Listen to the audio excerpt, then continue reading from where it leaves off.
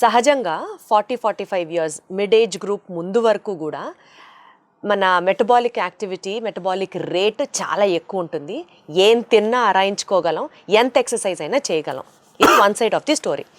So 40-45 age hit అయిన తర్వాత బాడీలో మెటబాలిజం కాస్త తగ్గుతుంది, ఎక్సర్సైజ్ ఎక్కువ చేయలేము, తద్వారా బాడీలో ఫ్యాట్ పుట్ ఆన్ అవుతుంది, లేదా కొంచెం షేప్ మారిపోతూ ఉంటాం, లావ్ అయిపోతూ ఉంటాం. How do we balance this అండి? అంటే మెటబాలిజం తగ్గినప్పుడు ఎక్సర్సైజ్ ఎక్కువ చేయాలి, ఎక్కువ ఎక్సర్సైజ్ చేయడానికి 40-45 వయసు సహకరించదు. సో అప్పుడు ఒబేసిటీని ఎలా బ్యాలెన్స్ చేసుకోవాలి? చాలా మంచి ప్రశ్న అండి ఇది. యాక్చువల్గా 40 ఇయర్స్ దాటగానే మనం స్లో అయిపోతుంటాం, ఏజ్ అయిపోతుంది, వాకింగ్ చేయాలన్నా ఆ నొప్పులు ఈ నొప్పులు, బాడీ సహకరించదు, నీరసం, అదో తెలియని లేజినెస్ అనలేము, నీరసం అనలేము, వాట్ ఎవర్ చాలామంది కంప్లైంట్ చేస్తుంటారు. అదోలాగా ఉంటుందండి, ఏది చేయాలని అనిపించట్లేదు అంటారు. దీన్ని ఎలా బయటపడాలి? దీంట్లో సత్యం ఎంత? నిజంగా 45 ఏళ్ళు దాటితే మనం ఎక్సర్సైజ్కి పనికిరామా, అంత బాగా చేయలేమా అనేదండి, దానికి చాలా మంచి ఎక్స్ప్లెనేషన్ ఉందండి. ఎగ్జాంపుల్ చెప్తాను.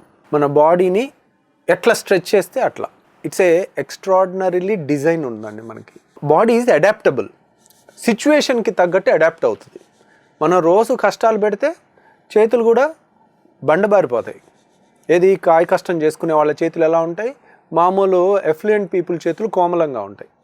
సో వాళ్ళకి ఎలా వచ్చిందంటే వాళ్ళ కష్టంతో అది మారింది. So that is adaptability. మీకు రోజు కాయ కష్టం చేస్తే మీ చేతులు కూడా బండబారిపోతాయి, మా కోమలంగా ఉండవు, మెత్తగా. తర్వాత మీకు నేను 2 ఎగ్జాంపుల్స్ చెప్తాను.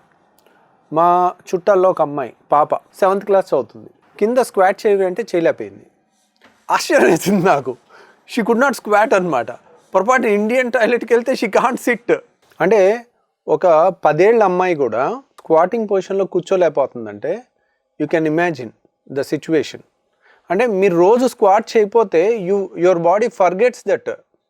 మనం రోజు చేస్తుంటేనే మన బాడీకి అది అలవాటు ఉంటుంది, లేకపోతే కూర్చోలేం. మీరు ఇప్పుడు కూడా వెళ్ళి ఏదైనా స్కూల్లో వెళ్ళి వరుసగా ఒక 6th క్లాస్ పిల్లలను 5th క్లాస్ పిల్లలను ఎంతమంది స్క్వాట్ చేయగలుగుతున్నారు చూడండి. చాలామంది చేయలేరు. ఎందుకంటే most of them are using western toilets. వాళ్ళకి అసలు స్క్వాటింగ్ చేయడమే తెలీదు.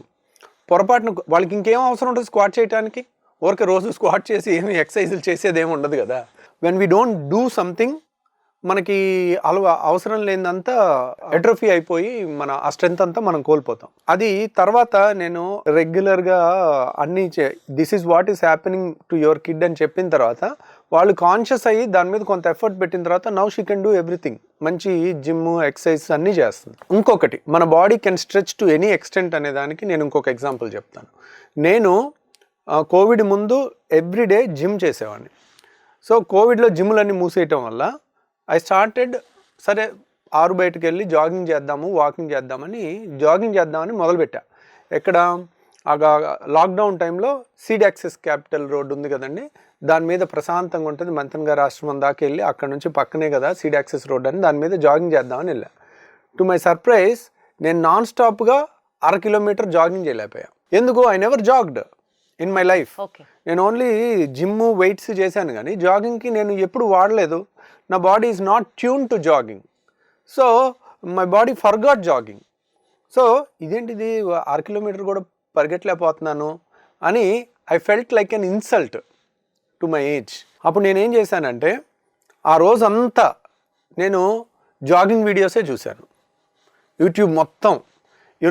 ప్రపంచ రికార్డు జాగింగ్లో హైయెస్ట్ రికార్డ్ ఎవరు? కిప్చోగే.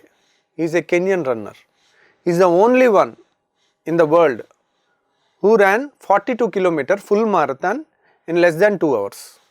ప్రపంచంలో ఒకడే ఉన్నాడు. there is no one who can do that in 2 hours. So అది అతనిది వరల్డ్ రికార్డ్ అనమాట. Canyon runner. అండ్ తను పుట్టిందే కొంచెం మౌంటైనస్ ఏరియాలో, కొంత లంగ్స్ కూడా ఇంకొంచెం బెటర్గా డెవలప్ అయి ఉంటాయి. ఆ తర్వాత మ్యారథాన్ రన్నింగ్ గురించి చూశాను. చూసి మారథాన్ రన్నింగ్ వీడియోస్ అన్నీ చూస్తే 60 ఏళ్ళోళ్ళు, 70 ఏళ్ళోళ్ళు 42 కిలోమీటర్లు నాన్ స్టాప్ రన్ చేస్తున్నారు. నేను ఆ టైంలో 40 ఉండి నేను జాగింగ్ చేయలేకపోతుంటే 6 కిలోమీటరు నాకు ఇంకా అదొక పెద్ద ఇన్సల్ట్ లాగా అనిపించి ఆ రోజు నుంచి మొదలుపెట్టి కరెక్ట్గా 3 నెలల్లో డైలీ జాగింగ్ చేస్తుంటే 1 కిలోమీటర్ చేయటం, ఆయాసం రావటం, మళ్ళీ 1 కిలోమీటర్ వాకింగ్ చేయటం, మళ్ళీ 1 కిలోమీటర్ జాగింగ్ చేయటం, 6 కిలోమీటర్ జాగింగ్ చేయటం, ఎంత సపోర్ట్ చేస్తే అంత బాడీ, మళ్ళీ ఆపేయటం, మళ్ళీ చేయటం ఆపేయటం. అట్లా daily 5 kilometre, 6 kilometre, 7 kilometre, 10 kilometre ఎంత చేయగలిగితే అంత.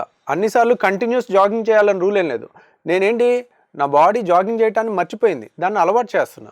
స్లోగా చేస్తూ ఉంటే ఒకరోజు వచ్చింది ఆఫ్టర్ 3 months. నేను ఒక మార్నింగ్, అది వింటర్ అనమాట, మార్నింగ్ 6 o'clock స్టార్ట్ చేస్తే 8 o'clock వరకు 2 hours 25 kilometre non stop run చేశా. అంటే 1 hour 53 minutes. అది నా మొబైల్లో ఆ టైమర్ ఆన్ చేసి స్టాప్ వాచ్ పెట్టుకుంటాం కదా, అది స్క్రీన్ షాట్ తీసుకుని నేను ఇప్పటికీ దాచిపెట్టుకుని ఉన్నాను. So 25 kilometres in 1 hour 50 minutes approximately, 51 or 52 గుర్తులేదు. అండ్ అది దట్ వాజ్ వెరీ, నాకు ఆ రోజు చాలా హ్యాపీగా అనిపించింది. 25 కిలోమీటర్లు నాన్ స్టాప్గా 2 hours లోపల పరిగెట్టడం అనేది కూడా ఇట్స్ నాట్ ఏ జోక్ అనమాట. అంటే 1/2 కిలోమీటర్ కూడా పరిగెట్టలేని వాడికి అదే చాలా ఎక్కువ కదా. కానీ నాకు అప్పుడు అర్థమైంది, ఇలా చేస్తూ పోతూ ఉంటే మ్యారథాన్ కూడా చేసుకోవచ్చు, ఇంకా అదే అప్పుడప్పుడు చేసుకుంటూ వెళ్తూ ఉంటే మేబీ 60 ఏళ్ళు 70 ఏళ్ళలో కూడా దాన్ని చేయొచ్చు. అక్కడి వరకు వచ్చాను. తర్వాత మళ్ళీ కోవిడ్ వెళ్ళిపోయింది, రెగ్యులర్ ప్రాక్టీస్లో పడిపోయాం, మళ్ళీ జిమ్కి వెళ్ళిపోయాం. మళ్ళీ జాగింగ్ చేయటం విజయవాడలో ఉన్నప్పుడు ఒక్కోసారి అంత కంఫర్టబుల్గా ఉండదు, మరీ చెమటలు ఎక్కువ ఉండటం అట్లా. అందుకని every winter I start jogging. ఆ 3 నెలలు స్వర్గంలాగా ఉంటుంది విజయవాడలో. ఏది, నవంబర్, డిసెంబర్, జనవరి, ఫిబ్రవరి 4 నెలలు ఆల్మోస్ట్ ఊటీలో ఉన్నట్టు అనిపిస్తుంది చల్లగా. ఆ టైంలో జాగింగ్ చేస్తున్నాను, మిగిలిన టైము జిమ్ చేస్తున్నాను. సో మన బాడీలో ఒకటి ఎక్కువ ఉండి ఒకటి తక్కువ ఉంటే ఉపయోగం లేదు. అంటే హార్ట్కి 100 ఏళ్ళు ఉండి కిడ్నీకి 50 ఏళ్ళకే పోయింది అనుకోండి, ఏం ఉపయోగం? హార్ట్కి 100 ఏళ్ళు ఉండి ఉపయోగం లేదు. సో మనకు అన్నీ ఉండాలి. అన్నీ ఉండాలంటే ఒక ఫిట్నెస్లో కూడా రన్ చేయగలిగే క్యాపబిలిటీ ఉండాలి.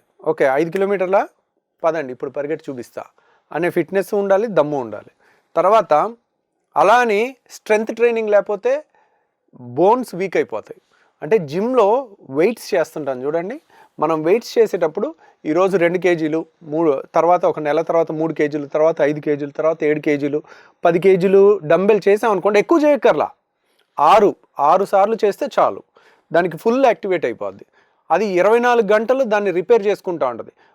ఆరోది లేవలేకపోతుంది, చాలా కష్టం మీద లేపుతున్నాను అనే టైంకి దాని మీద అంత లోడ్ పడితే, ఓహో రేపుటికి నిన్ను రెడీ చేసి పెడతానని రాత్రి అంతా రిపేర్ చేసుకుని ఎక్స్ట్రా మజిల్ని ప్రోటీన్ సింథసిస్ చేసుకుని అది రిపేర్ చేసుకున్నాను. అందుకని మీరు జిమ్ చేసిన తర్వాత 3 రోజులు, వారం రోజులు నొప్పి వస్తుంది. కాబట్టి ఈరోజు ఒక గ్రూప్ మీద బైసెప్స్, ట్రైసెప్స్ చేశారనుకోండి, 3 రోజులు రెస్ట్ ఇవ్వాలి దానికి.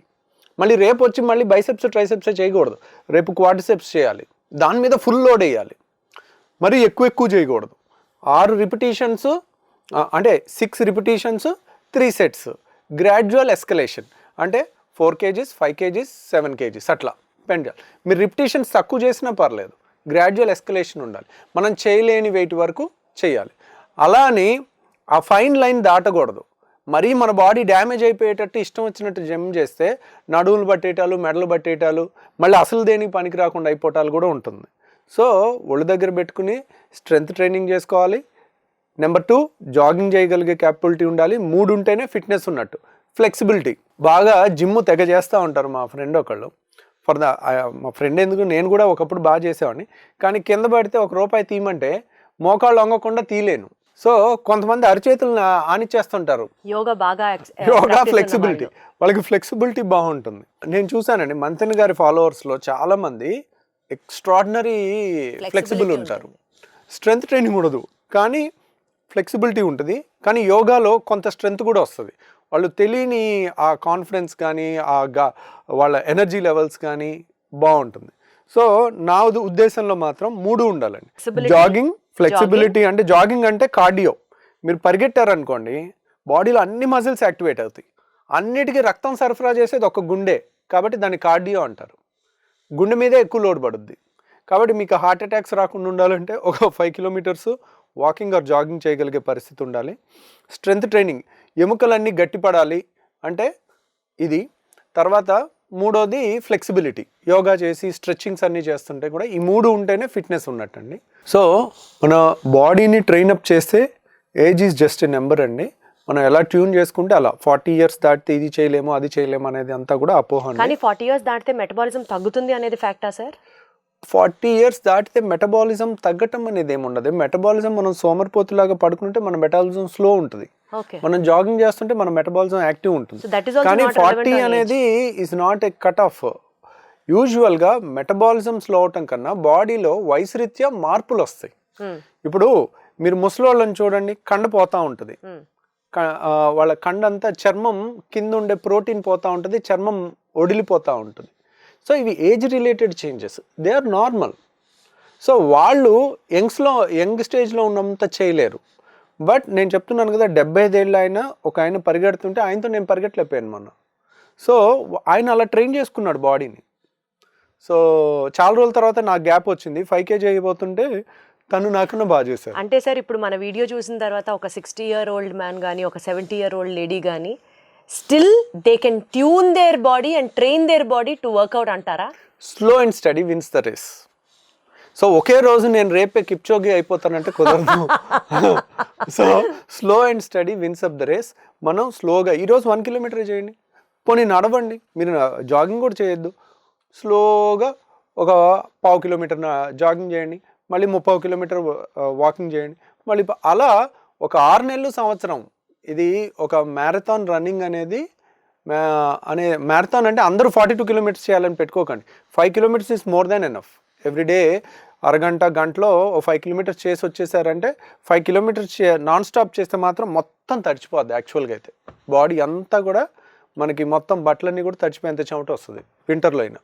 సో బేసికల్గా నాకు అర్థమైంది ఏంటంటే 40-45 ఆ ఏజ్ గ్రూప్లో ఉన్న వాళ్ళకి లావ్ ఎందుకు అవుతున్నాము అన్న విషయాలు కనుక పరిశీలిస్తే మెటబాలిజం స్లో అయిపోయింది కాబట్టి మేము తినేది ఎక్కువ బాడీకి పట్టేస్తుంది కాబట్టి లావ్ అవుతున్నాం అని ఒక సాకు వంక చెప్పకుండా still you can put your efforts, still you can work hard and still you can reduce your weight, increasing your activity.